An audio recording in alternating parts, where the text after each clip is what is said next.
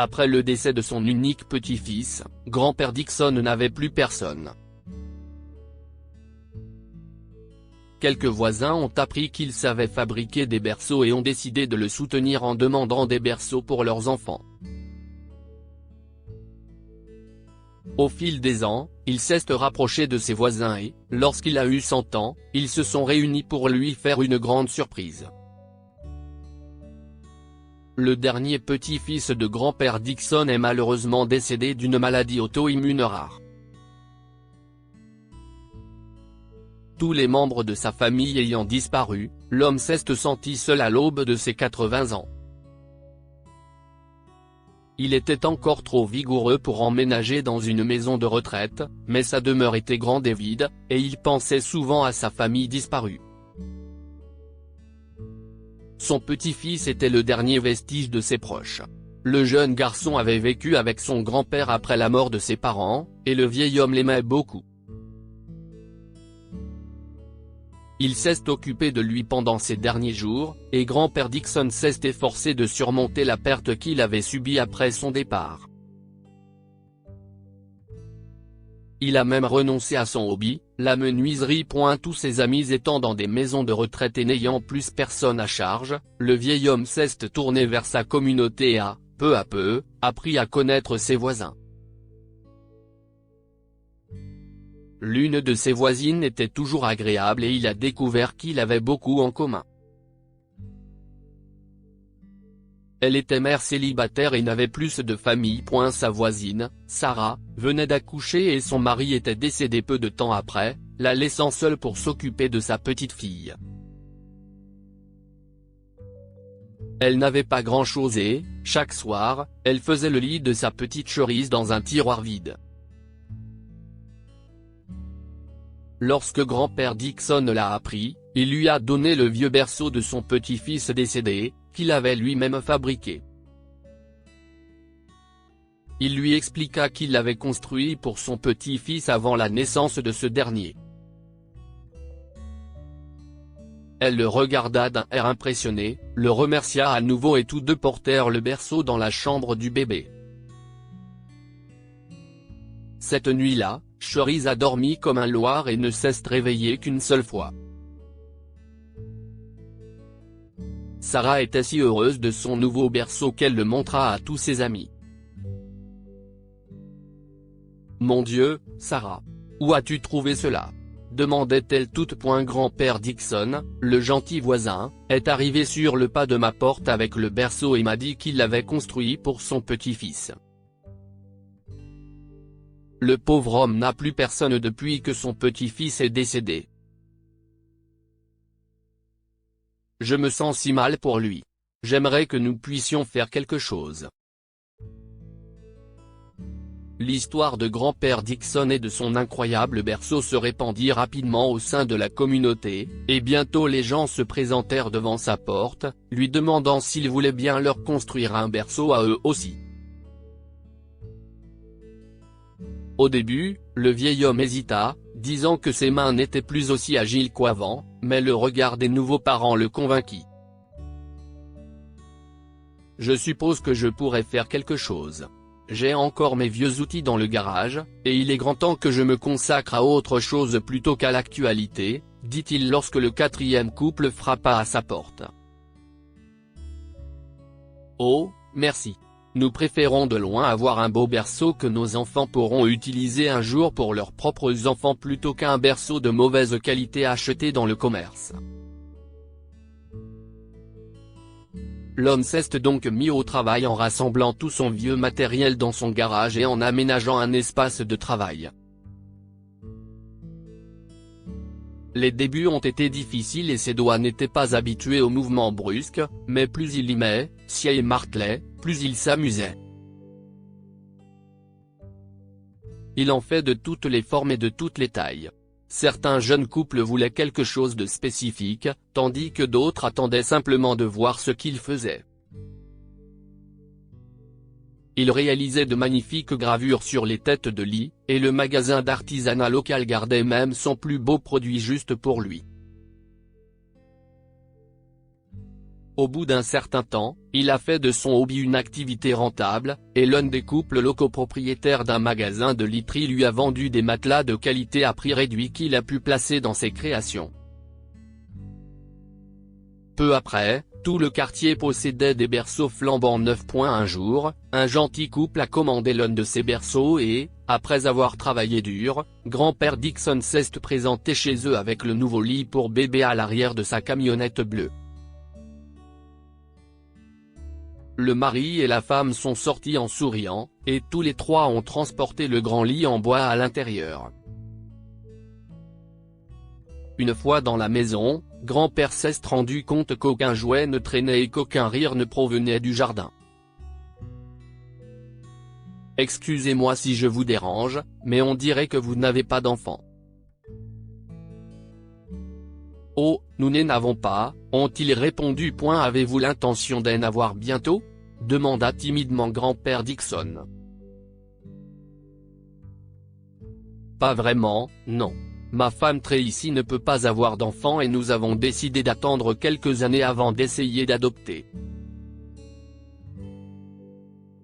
C'est une décision importante, vous savez ? Répond le mari, Mike. Dans ce cas, puis-je vous demander à quoi sert ce berceau ? Eh bien, les voisins nous ont raconté votre histoire et nous avons pensé que nous pourrions apporter notre contribution.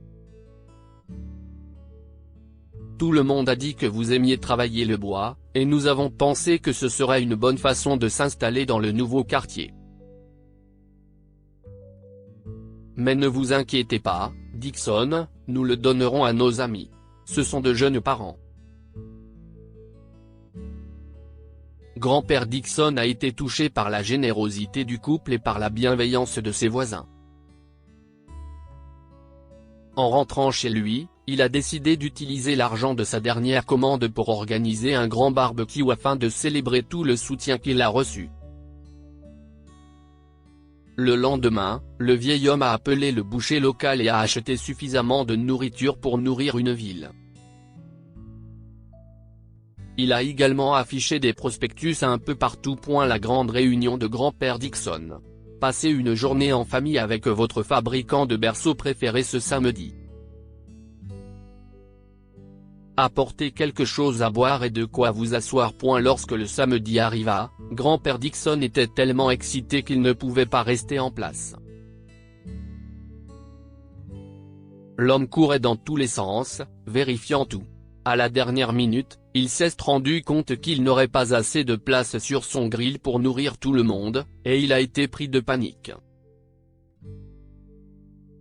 Il se dépêcha d'appeler Mike et lui expliqua sa situation. Je suis vraiment désolé de vous déranger à ce sujet, Michael. Je n'ai pas organisé quelque chose comme ça depuis longtemps, et ça m'est sorti de la tête. Ce n'est pas un problème, Dixon. Je suis toujours prêt à vous aider. Je crois que Marcus, en bas de chez nous, a un grill qu'il pourrait apporter, et je ne parlerai aussi à Margaret et à Pete. Si tout le monde participe, nous devrions avoir 5 grands grills. C'est merveilleux. Je ne sais pas si je suis trop optimiste quant au nombre de convives, mais je préfère être prêt dans tous les cas. Ce n'est pas un problème, Dixon. Et je crois que vous serez agréablement surpris par le nombre de personnes, dit Mike. Quelques heures plus tard, les premières familles sont arrivées avec des glacières et des chaises de jardin. Dixon les a accueillis sur sa pelouse et leur a montré l'arrière-cour. L'espace s'est rapidement rempli, mais il n'avait toujours qu'un seul grill, et il commençait à s'inquiéter. Avec son jardin grouillant de monde, il avait à peine entendu le coup de klaxon devant sa maison. Il sortit en courant, et il y avait là 4 camionnettes, chacune avec un magnifique grill à l'arrière. Avec un large sourire, Mike en sortit et salua chaleureusement son vieux voisin. L'équipe de personnes a détaché les grilles et les a transportés dans l'arrière-cour sous les acclamations des invités. La journée s'est déroulée sans problème et tout le monde s'est amusé. Les enfants couraient partout, jouaient à des jeux, et grand-père Dixon et son équipe de grillardins riaient et plaisantaient tout en servant des plats chauds. Lorsque les familles rentrèrent chez elles, le fabricant de berceaux avait mal aux joues tant il souriait. Je ne peux pas vous dire à quel point j'ai apprécié de faire votre connaissance, Michael, dit-il à son ami. Vous avez tous été si gentils l'année dernière. Après la mort de mon petit-fils, j'avais vraiment besoin de m'occuper l'esprit. Vous nous avez tous aidés quand nous avions besoin de vous. Nous sommes heureux que vous soyez là. Le lendemain, sa voisine Sarah est venue avec la petite cerise. La mère remercia grand-père Dixon pour la journée précédente et resta un moment. Ils parlèrent de tout, de la garderie de cerises au travail de Sarah, et grand-père Dixon eut l'impression que sa petite fille lui avait rendu visite. Le berceau fonctionne toujours à merveille, dit Sarah en riant. Je ne vous ai jamais remercié pour ce que vous avez fait pour moi, ma chère, dit le grand-père heureux. Qu'est-ce ce que vous voulez dire par là? Vous m'avez aidé lorsque je traversais une période difficile. Je ne vous ai jamais vraiment aidé. Vous avez fait plus que vous ne le pensez. À l'époque, je me suis isolé. Je ne faisais plus rien de ce que j'aimais, et j'avais trop peur d'entrer en contact avec la communauté. Vous m'avez aidé à entrer en contact avec tout le monde, et ils m'ont soutenu. Je vous dois beaucoup. Sur ce, Sarah sourit et serra son gentil voisin dans ses bras. Les deux s'en vont, mais Sarah promet qu'elles reviendront régulièrement pour prendre de ses nouvelles et s'assurer qu'il va bien. Par la suite, elles sont venues presque toutes les semaines et lui ont même parfois apporté quelque chose à manger. Les années passèrent et les gens de son quartier revenaient tous régulièrement. Mike et Tracy ont pris l'habitude de venir faire un barbecue et ont adopté un petit garçon. Grand-père Dixon continua à fabriquer des berceaux. Lorsqu'il sentit que ses mains ne pouvaient plus faire le travail difficile, il commença à enseigner aux enfants du quartier le travail du bois. Au fur et à mesure que les enfants grandissaient, grand-père Dixon s'attendait à ce qu'ils déménagent et l'oublient, mais ce ne fut jamais le cas. Les enfants grandissaient et lui rendaient régulièrement visite, et la petite cerise déclarait à chaque occasion qu'elle aimait son grand-père, qui vivait à côté. De nombreux berceaux ont été entreposés, mais il n'attendait qu'une nouvelle génération d'enfants pour les garder bien au chaud la nuit. Grand-père Dixon a passé ses vieux jours entouré de gens qu'il aimait, et même si son petit-fils lui manquait encore, il avait désormais une famille à nul autre pareille. À l'âge de 95 ans, il était entouré d'êtres chers. Dixon, quand vous aurez 100 ans, nous devrons faire quelque chose d'extrêmement remarquable. Il va falloir que je réfléchisse un peu, dit Mike en riant. Michael, si j'arrive à 100 ans, tout ce que je veux, c'est un bon barbecue avec vous tous, répond le vieil homme en souriant. Quelques années plus tard, grand-père Dixon fêta son 100e anniversaire. Le vieil homme passait la plupart de ses journées dans sa maison, mais il était loin d'être infirme. Quelques jours avant son anniversaire, il entendit frapper à sa porte et en l'ouvrant, il tomba sur le visage souriant de Mike. Il fit entrer son ami et les deux s'assirent. « Vous pensiez que j'avais oublié votre anniversaire, Dixon? Oh, ne fais pas d'histoire. Je t'ai dit que je ne voulais rien de spectaculaire, dit grand-père Dixon en riant. Êtes-vous toujours d'accord pour un barbecue? Si est le cas, j'ai parlé à quelques autres garçons et nous serions ravis de le fêter ici avec vous. Le matin du grand jour, grand-père Dixon se réveilla en entendant le bruit de 4 camions qui se rassemblaient devant sa maison. Il enfila un peignoir et descendit les escaliers. Lorsqu'il ouvrit la porte, Mike l'attendait déjà. En riant, il laissa Mike et son ancienne équipe de grillards entrer dans la cour. Bientôt, tout le monde était rassemblé, mais cette fois, l'équipe des grillards était solidement installée sur des chaises tandis que les enfants prenaient le relais. Tout le monde s'est arrêté pour féliciter grand-père Dixon et, ensemble, ils ont dévoilé un magnifique rocking chair qu'il avait construit pour le féliciter à l'occasion de son anniversaire. Michael, je dois dire que vous avez tous rendu ces dernières années merveilleuses.